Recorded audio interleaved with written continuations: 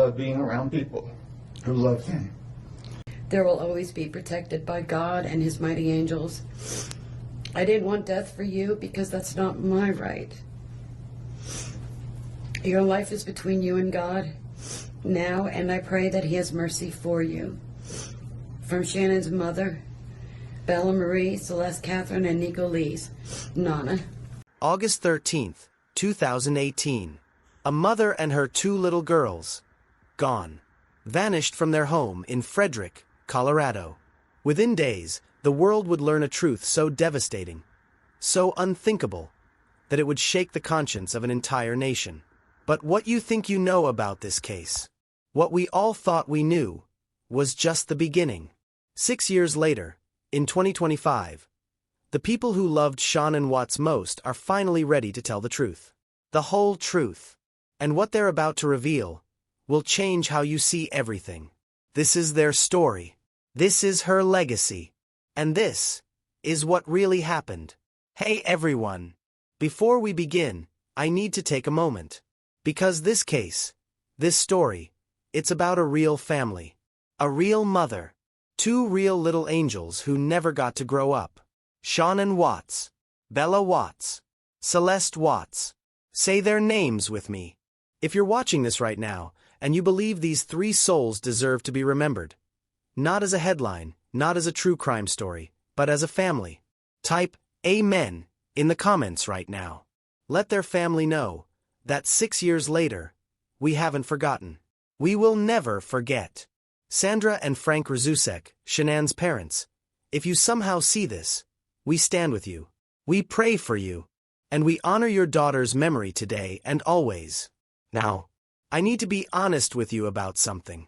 This investigation, getting the truth about this case, it's been the hardest thing I've ever done as a journalist. Sources go silent. Documents get sealed. Families are still hurting. And getting accurate information, the real story, not the sensationalized version, requires resources, time, and support that most independent reporters like me just don't have. If you want to see more investigations like this, stories told with respect, with depth, with truth, the best way you can support this work is right there below this video. You don't have to. But if you do, you're helping me bring light to cases that deserve attention. To families that deserve justice. Alright, let's get into this. Because what I'm about to tell you, what Shanann's parents are finally ready to share, it's going to break your heart. But it's also going to open your eyes. What I'd like to say to the courts that Shanann, Bella, and Nico love and caring people. They love life. They love being around people who love them. They always had good times. This is the first time they went to the beach this year, and they loved it. But God only knows what happened that night. Life will never be the same without Shanann, Bella, and Celeste and Nico. Had all their lives to live. They were taken by a heartless one. This is the heartless one, the evil monster, who dare you take the lives of my daughters Shanann, Bella, Celeste, and Nico. I trusted you to take care of them, not kill them. And they also trusted you. The heartless monster, and then you take them out like trash. You disgust me. They were loving and caring people. You may have taken their bodies from me, but you will never take the love they had for me. They loved us more than you will ever know, because you don't know what love is, because if you did, you would not have killed them. You monster, thought you would get away with this. I don't know how. The cameras do not lie. You carry them out like trash of the house. Yes, I seen the videotape. You buried my daughter Shanann and Nico in a shallow grave, and then you put Bella and Celeste in huge containers of crude oil. You heartless monster. You have You have to live with this vision every day of your life, and I hope you see that every time you close your eyes at night. Oh, I forgot. You have no heart or feelings or love. Let me tell you something. I will think of them every day of my life, and I love them every day of my life. Prison is too good for you. This is hard to say, but may God have mercy on your soul. I hope you enjoy your new life. It's nothing like the one you had out here. May the courts have no mercy on you. It's hard every day. It hurts in so many ways. I have heard people say that you're not a monster. No, you are not. You're an evil monster. Thank you. Love you, Shanann, Bella, and Nico.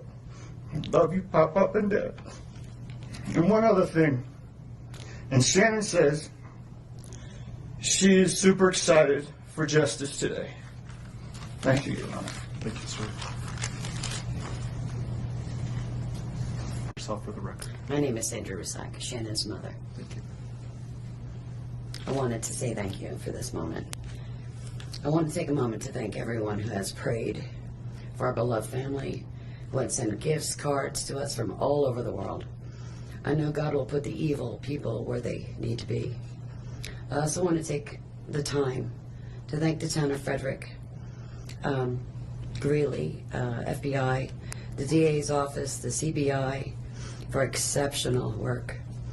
We thank Nicole Atkinson, Shannon's neighbor Nathan, and his family. To me, they're our heroes. They really are. God bless. Greeley, FBI, the DA's office, the CBI, for exceptional work. We thank Nicole Atkinson, Shannon's neighbor Nathan, and his family. To me, they're our heroes. They really are. God bless. God makes no mistakes on who he puts in your life. Marriage is about love, trust, and friendship and unity. We marry for sickness and health, to death do us part. Our daughter Shanann loved you with all of her heart. Your children loved you to the moon and back. Shannon's family was her world. Shanann put a crown on your head. But unfortunately, the day that you took their life, God removed that crown. We loved you like a son. We trusted you. Your faithful wife trusted you. Your children adored you, and they also trusted you. Your daughter Bella Marie sang a song proudly. I don't know if you got to see it, but it was, "Daddy, you're my hero." I have no idea who gave you the right to take their lives.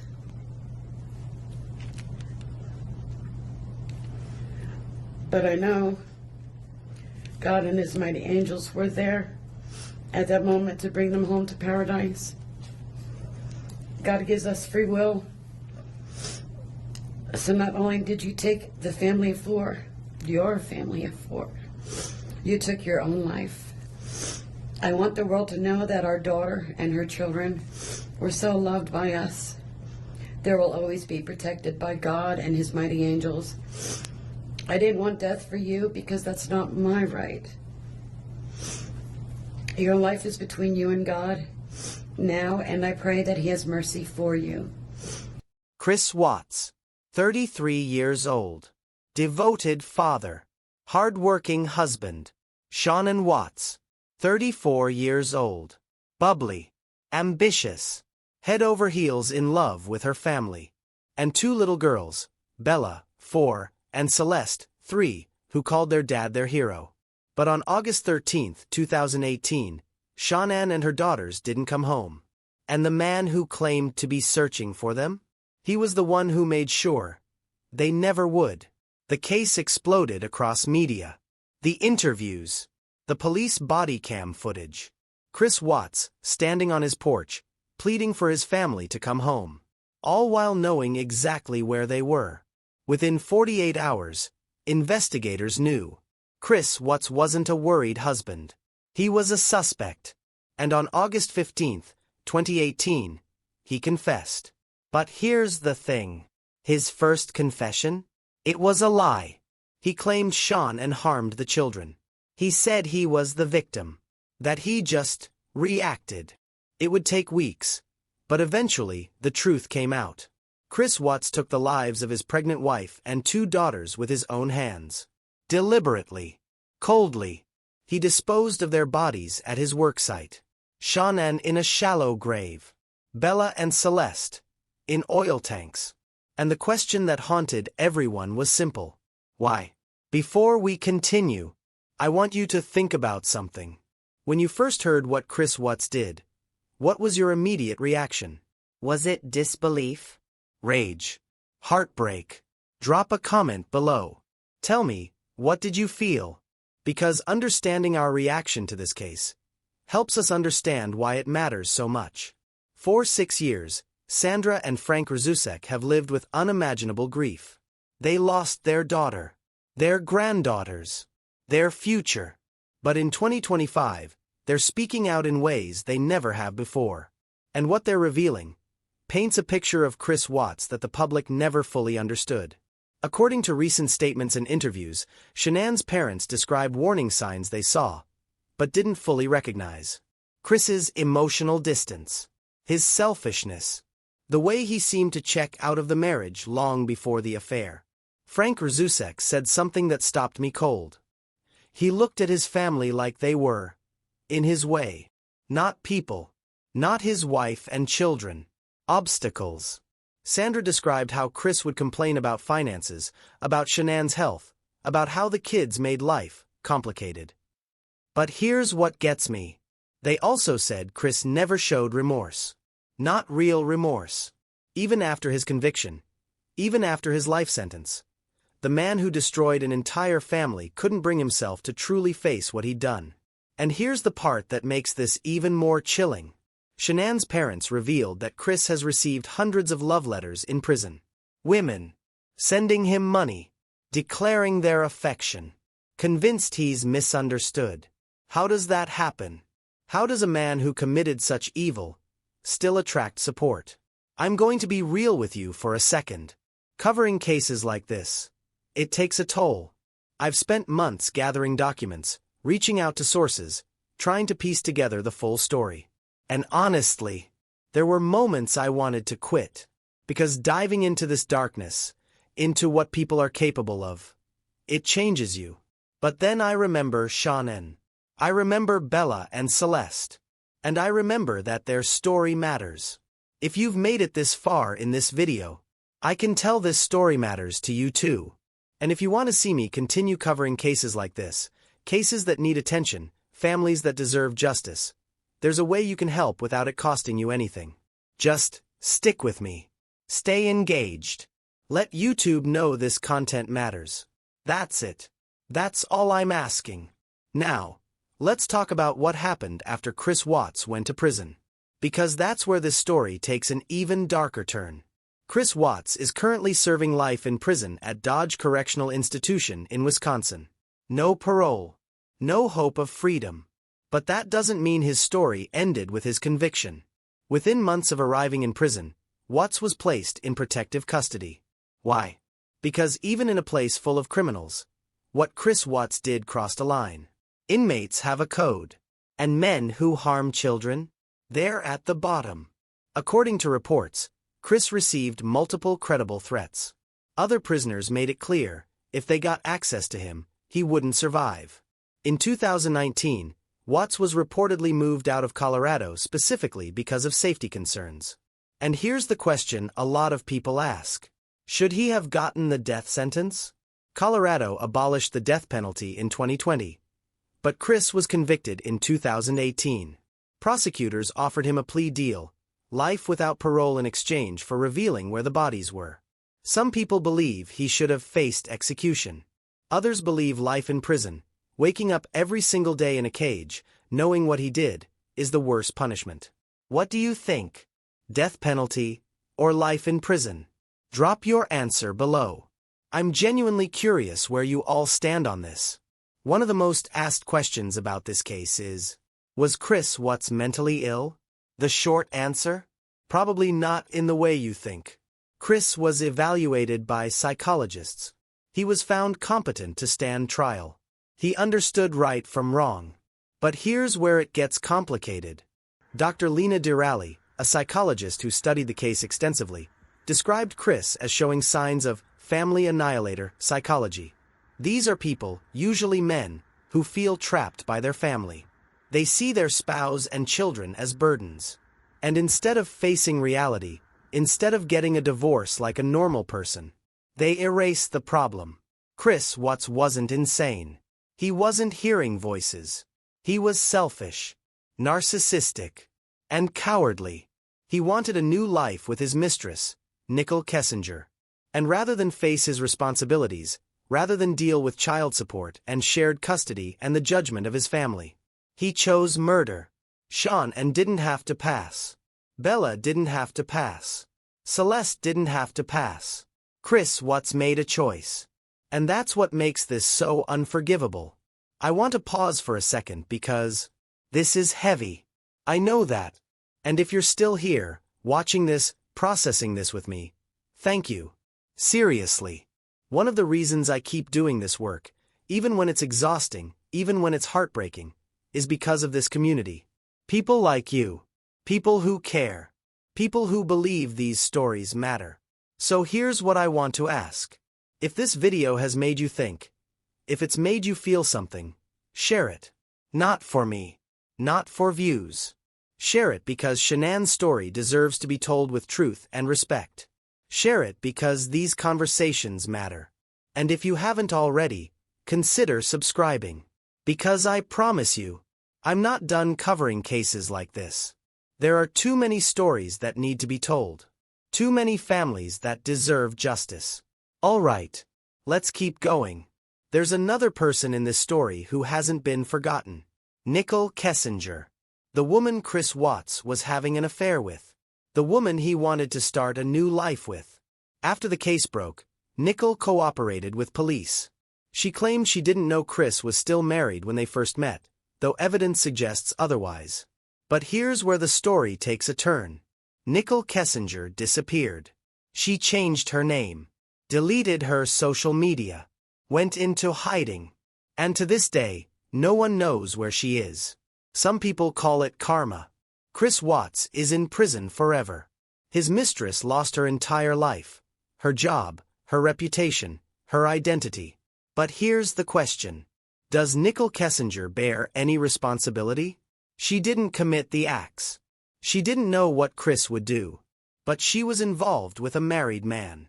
She was part of the reason Chris felt he needed to escape his family. I don't have an easy answer. But I'm curious what you think. Is Nicole Kessinger a victim too? Or does she share some blame? Comment below. Let's talk about it. So what do we take from this? What lessons can possibly come from something so tragic? I think there are 3 things we have to talk about. 1. We need to talk about domestic violence. Chris Watts didn't just snap. There were warning signs. Emotional abuse. Control. Isolation. Shanann's friends noticed. Her family noticed. But no one thought it would lead to this. If you or someone you know is in a relationship where you feel controlled, diminished, or afraid, please reach out. There are resources. There is help. 2. We need to talk about how we view these cases. Shanann Watts has been criticized online. People have questioned her parenting, her social media presence, her personality. Let me be clear. None of that matters. There is no justification. No excuse. No, but she was. She didn't deserve what happened. No one does. 3. We need to remember the victims. Shanann was a daughter, a sister, a friend, a mother. Bella and Celeste were just babies. They trusted their father. They loved their father. They deserved to grow up, to go to school, to fall in love, to live. And that was stolen from them. So today, 6 years later, we remember them. Not as a true crime story. Not as a headline. But as people. As a family. As souls who mattered. Before I let you go, I want to say thank you. Thank you for watching. Thank you for caring. Thank you for keeping Shanann's memory alive. This case has stayed with me since the day I first heard about it. And if it stayed with you too, if you believe these stories need to be told, then I'm asking you one more time. Join me. Subscribe to this channel.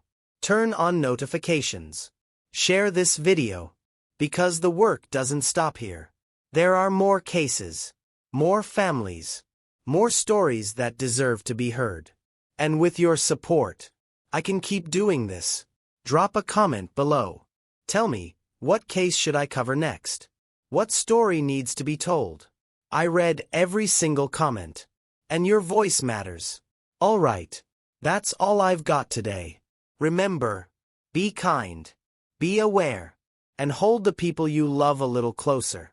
I'll see you in the next one.